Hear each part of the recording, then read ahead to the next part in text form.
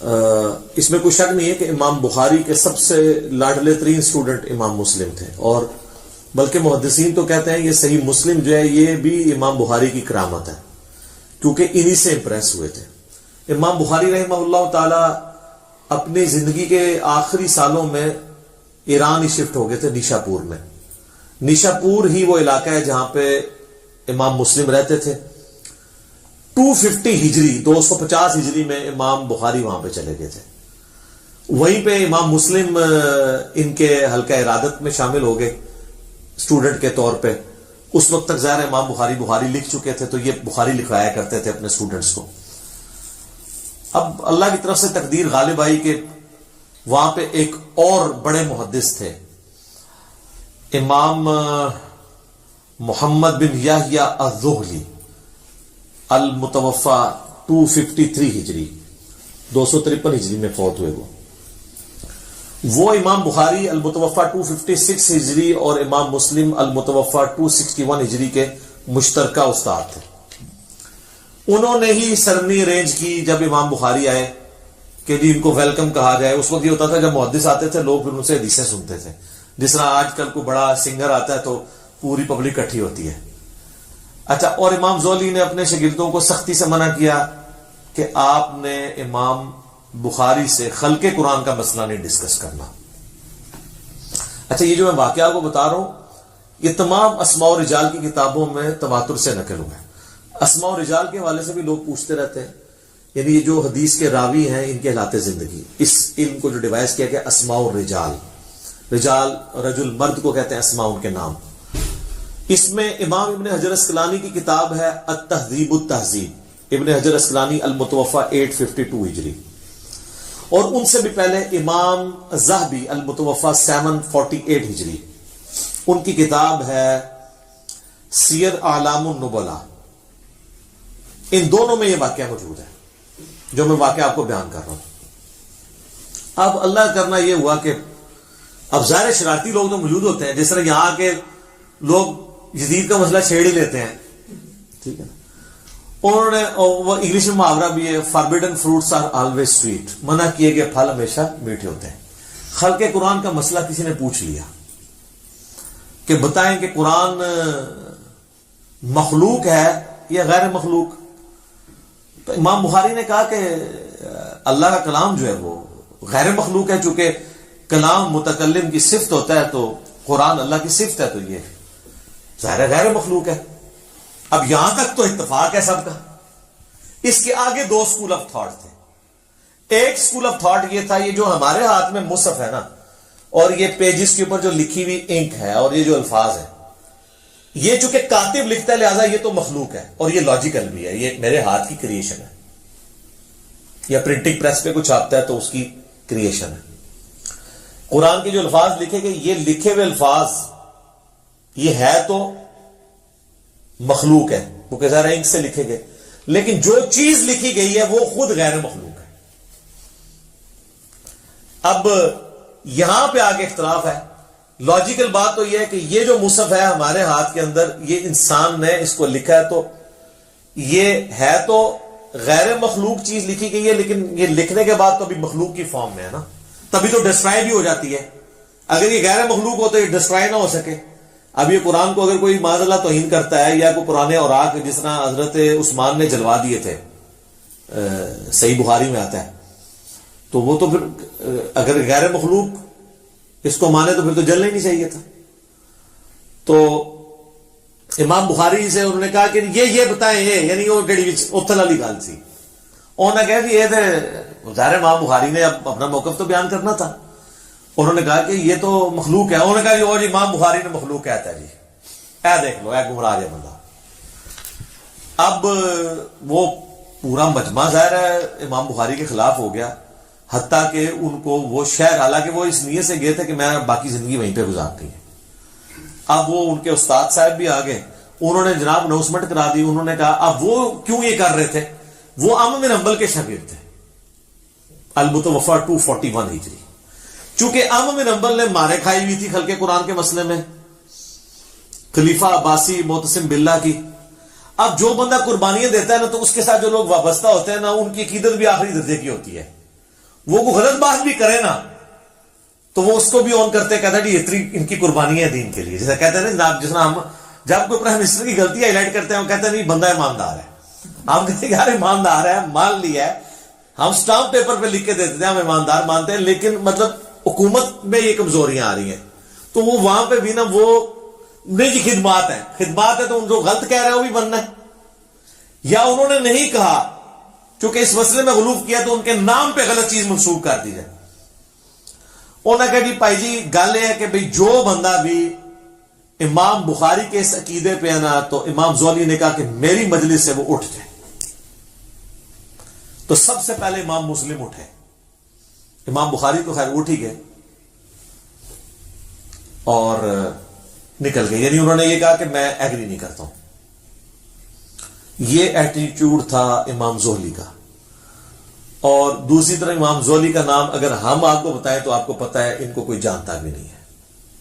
Even اگر آپ وکی pedia پہ بھی جا کے لکھیں نا امام بخاری امام مسلم تو آپ کو سینکڑوں صفحے ملیں گے. اس بندے کا آپ نام بھی لکھیں نا تو اس بندے کے نام کے ساتھ بھی آپ کو کچھ نہیں ملے گا. یہ میں آپ کو بتا رہا ہوں کہ کوئی شخص اگر اختلاف رائے کرتا ہے تو کسی کی خدمات کو ختم نہیں کر سکتا دنیا سے. اب جب انہوں نے یہ ان کے ساتھ ایکٹیویٹی پرفارم کی اور امام بخاری کی للائیت دیکھیں، 43 احادیث صحیح بخاری میں امام زولی سے انہوں نے لی ہیں اس کے باوجود. لیکن امام مسلم نے کہا میں نے زولی سے کوئی حدیث نہیں لینی.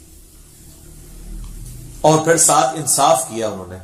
امام بخاری سے کہا کہ آپ میرے استاد ہیں، وہ بھی میرے استاد ہیں، میرا انصاف یہ کہ میں نے زولی سے تو کوئی حدیث نہیں لینی، آپ سے بھی کوئی نہیں لوں گا تاکہ بیلنس ہو جائے. لیکن امام بخاری کی للائیت دیکھیں، انہوں نے اپنے اسی استاد سے 43 احادیث صحیح بخاری میں لی ہیں، اگرچہ کہ اس استاد کی وجہ سے امام بخاری کو زندگی میں پھر سکون نہیں ملا. یہاں سے بخارا گئے تو پھر وہاں پہ بھی پہنچ گئے وہ لوگ، انہوں نے کہا کہ یہ تو گمراہ ہو گیا ہے. اور جس طرف جاتے تھے نا وہ کہتے تھے آپ نے ہمارے شہر میں نہیں آنا، آپ تو بدعقیدہ ہو چکے ہیں.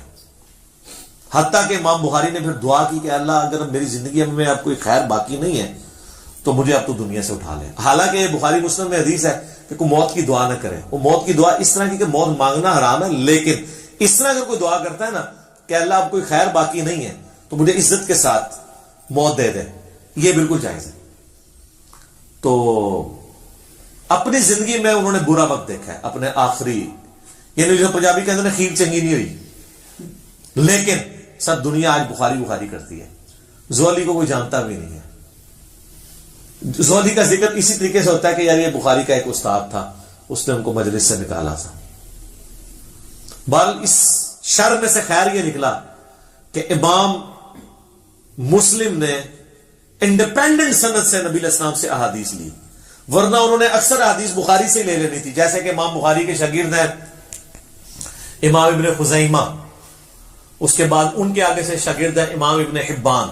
اب ابن خزیمہ اگر حدیثیں لے کے آتے ہیں تو بخاری سے لے کے آتے ہیں، تو آپ کو مسلم شریف میں کئی حدیثیں امام بخاری سے ملنی تھی. پھر تو لوگوں نے کہنا تھا یہ تو چین تو وہی ہے، بتانے والا تو بیچ میں امام بخاری ہے. لیکن آج یہ ہے کہ الحمدللہ امام مسلم کی اپنی سند نبی علیہ السلام تک جاتی ہے الگ سے، جس میں بخاری نہیں آتے، اور بخاری کی الگ سے جاتی ہے جس میں امام مسلم تو ظاہر نہیں آئیں گے، وہ اسٹوڈنٹ ہے. اس کے باوجود آلموسٹ 50% احادیث دونوں میں کامن ہے.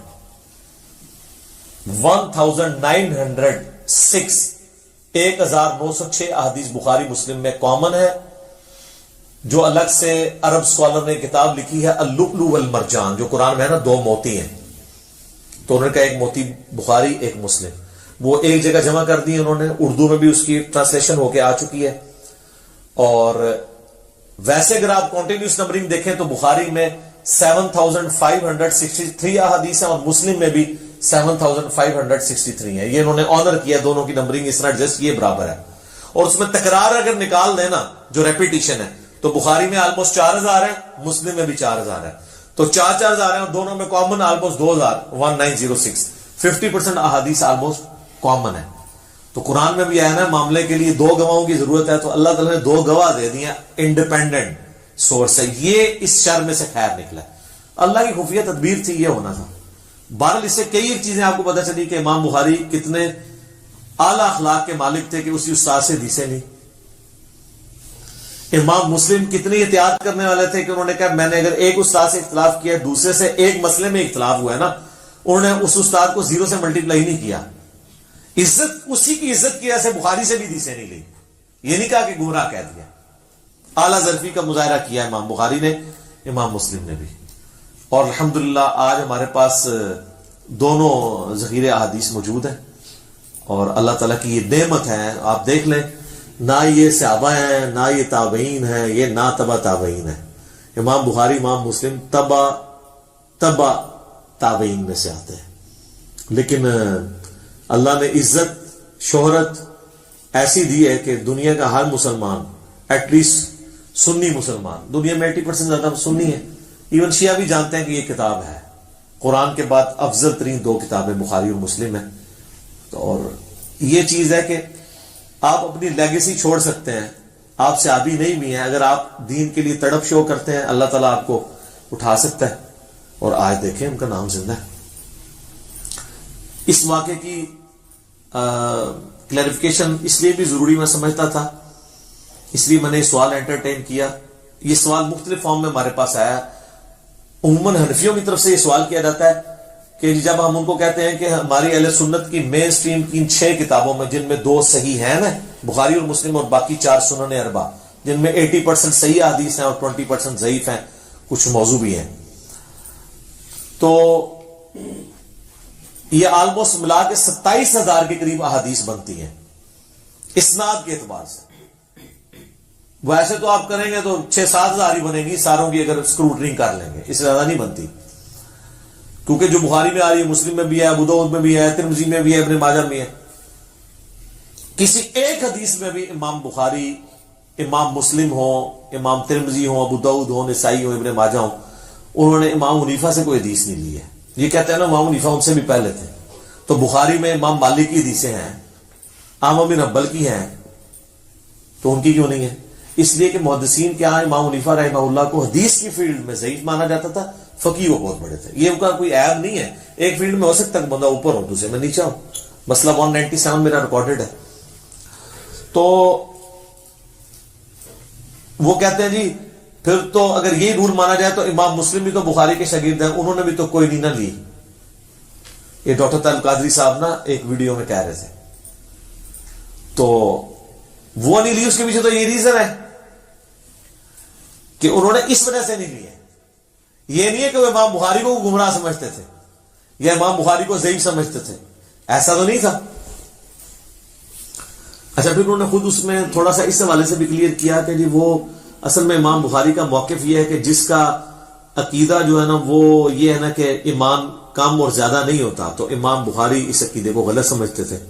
احادیث کی روشنی سے بھی ظاہر ہے یہ غلط ہے، ایمان کم زیادہ ہوتا ہے، تو اس لیے امام بخاری ان کے عقیدے کو صحیح نہیں سمجھتے تھے امام حنیفہ کے، اس لیے ان سے حدیث نہیں لی ہے۔ یہ اب ان کو بات پتہ ہے، انہوں نے بیان بھی کی، اور ساتھ اینالوجی یہ بنائی کہ امام بخاری سے بھی تو مسلم نے بھی تو کوئی نہ لی، اور پیچھے یہ ریزن تھی۔ یہ دونوں ریزنوں میں زمین آسمان کا فرق ہے۔ وہاں پہ وہ عقیدے کی کو غلط سمجھتے ہوئے، اور یہاں 2 استادوں کے اختلاف میں پارٹی نہ بنتے ہوئے انہوں نے یہ کیا ہے۔ یہ 2 چیزوں کو مکس نہیں کرنا چاہیے۔ اور میں یہاں پہ یہ بھی کلیئر کر دوں، وہ کہتے ہیں کہ وہ امام مسلم کو 3 لاکھ حدیثیں یاد تھی، تو اس میں تو صرف انہوں نے لیے 7563، اور تکرار بھی ختم کریں تو 4000 ہے۔ تکرار ختم کر کے کنٹینیوس نمبرنگ کو توڑ کے فواد عبد الباقی نے ایک دوسری نمبرنگ بھی کی ہے جس میں 3033 حدیثیں ہیں، یعنی ایک صحابی سے اگر ایک حدیث ہے اور دوسرے سے بھی اسی سے ملتے جلتے ہیں تو 5-6 جسم، پہلی 6 حدیثیں صرف یہی ہیں کہ جس نے میری طرف جھوٹ منسوب کیا اپنا مقام دوزخ میں دیکھ لے، اس نمبرنگ میں اس کو ایک ہی نمبر دیا انہوں نے۔ حضرت علی سے بھی ہے، حضرت ابو ہریرہ سے بھی، حضرت انس بن مالک سے بھی، حضرت مغیرہ بن شعبہ سے بھی، حضرت جابر بن عبداللہ سے بھی، حضرت جو ہے وہ عبداللہ ابن عباس سے بھی، لیکن کنٹینیوس نمبرنگ میں یہ 6 نمبر چلیں گے۔ ڈس کنٹینیوس میں جو فواد عبد الباقی نے کی ہے وہ انہوں نے اس کو ایک ہی نمبر دیا ہے، اس وجہ سے وہ نمبرنگ کا اختلاف۔ اسلام 360 میں ہم نے بہرحال کنٹینیوس نمبرنگ ڈلوا دی ہوئی ہے بہت پہلے، میں نے کہا کہ تاکہ آسانی ہو جائے۔ اور میں ضمن بتا دوں بخاری شریف کے جو چیپٹرز مسنگ تھے نا وہ بھی ڈال دیے انہوں نے، آپ چیک کر سکتے ہیں. اب رمضان آنے والا ہے نا, تو آپ نے جا کے بخاری شریف میں نے بتایا تھا 692 نمبر حدیث کی ہیڈنگ میں امام بخاری نے لکھا ہے کہ سیدہ عائشہ کا غلام تھا زکوان, جو مصحف ہاتھ میں پکڑ کے انہیں قیام اللیل کرواتا تھا, اور اس کی پوری سند جو ہے وہ سنن کبریٰ البیہقی میں اور مصنف عبدالرزاق میں ہے. تو پہلے جب میں بتاتا تھا اسلام 360 میں 692 کی ہیڈنگ میں جائیں گے, ہیڈنگ میں غائب تھا, وہ ہیڈنگ انہوں نے ڈالی نہیں تھی, وہ اب ٹائپ کر کے ڈلوا دیا انہوں نے, یہ مسئلہ حل ہو گیا. میری زاہد بھائی سے پچھلے ویک بات ہوئی تھی, میں نے ان کو کہا یہ مسئلہ بنا ہے, تو کہتے ہیں میں نے کروا دیا ہوا ہے, کیونکہ لوگ اس کو نیگیٹولی دیکھ رہے تھے کہ انہوں نے بخاری میں سے چیزیں نکال دی ہیں. تو میں نے کہا وہ کسی درجے تک ٹھیک ہی دیکھ رہے تھے, آپ نے کیوں نکالی ہے اس طرح, گرچہ آپ نے, وہ کہتے ہیں میں تو ہیڈنگ سمجھ رہا تھا کیونکہ اس کی نمبرنگ نہیں تھی, لیکن میں نے کہا امام بخاری کا فارم ہے وہ تو آپ نے بتانا ہے. تو یہ کہتے ہیں 3 لاکھ حدیثیں, وہ 3 لاکھ اسناد ہیں یار. قرآن کی آیات آلموسٹ 6,500 ہیں, 6,666 نہیں ہے سر, وہ بھی کہانی چاہیے نہ. تو حدیثیں کیسے 3 لاکھ 6 لاکھ ہو سکتی ہیں نبی علیہ السلام کی زندگی میں؟ آپ کی عمر نو تھی کہ آپ نے 6 لاکھ حدیثیں بیان کرنی تھی؟ ٹوٹل احادیث جو ہے نا نبی علیہ السلام کی 10,000 سے زیادہ نہیں ہے, ساری کتابوں کی بھی جمع کر لیں. ویسے تو آپ کہیں گے 27,000 تو ادھر پڑھی ہوئی ہے, اور مشکات کی بھی 6,000 ڈال لیں, تو مشکات میں بھی اسی میں سے ہی ہے نا. اگر یہ حدیث ہے کہ میری طرف جھوٹ منسوخ کیا تو اپنا مقام دوزخ میں دیکھ لو, تو یہ بخاری میں بھی ہے, مسلم میں بھی ہے, ابو داؤد میں بھی ہے, ترمذی میں بھی ہے, نسائی میں بھی ہے, ابن ماجہ میں بھی ہے, اور مشکات میں بھی ہے. مشکات تو خیر اسی کے نوٹس ہیں. 7 جگہ پہ ایک حدیث ہے, تو اس کو 7 دفعہ تو نہیں گنا جائے گا, 1 دفعہ. اور اس ایک حدیث کے بھی امام بخاری کئی ایک طرق لے کے آئے بخاری میں, اور ہر ایک کو علیحدہ نمبر دیا گیا بعد میں. امام بخاری مسلم نے تو نمبرنگ نہیں کی تھی, نمبرنگ تو ابھی 40-50 سال پہلے ہوئی ہے سٹینڈرائز, تاکہ آسانی کے ساتھ ڈھونڈا جا سکے. تو اب وہ آپ یہ کہیں گے کہ جناب یہ 7 حدیثیں ہوگی, 1 ہے. اس کو آپ یوں سمجھیں کہ ایک صحابی نے نبی علیہ السلام سے حدیث سنی, اس نے 10 تابعین کو سکھائی. حدیث 1 اسناد 10, ہر تابعی نے 10 تبع تابعین کو سنائی, ایک حدیث 100 اسناد. اور امام بخاری امام مسلم تو آ رہے ہیں تبع تابعین میں, وہاں پہنچتے ہوئے ایک ایک حدیث کی 1000 اسناد ہیں. اگر ایک صحابی بھی ہو اور اگر کئی صحابہ ہوں تو لاکھوں میں اسناد جائیں گی. انما الاعمال بالنیات کی 700 اسناد ہیں, حدیث تو ایک ہے. کہتے ہیں جی لکھاں حدیثیں سنتے ہیں, انہوں نے نا تھوڑی جی اجڑیاں نہیں لی ہیں وہ ساڑیاں سب, وہ آئی نہیں سنتے. اچھا دیکھیں جو چیز سامنے موجود ہے اس کو تو نہیں ماننا, جو انہوں نے نہیں لی وہ ماننی.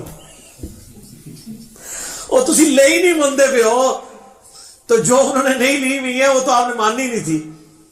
ٹھیک ہے, تو یہ اسناد ہے میرے بھائی, یہ کوئی اس طریقے سے حدیثیں نہیں ہیں, سندیں ہیں, ان کی طرق ہیں اتنے زیادہ.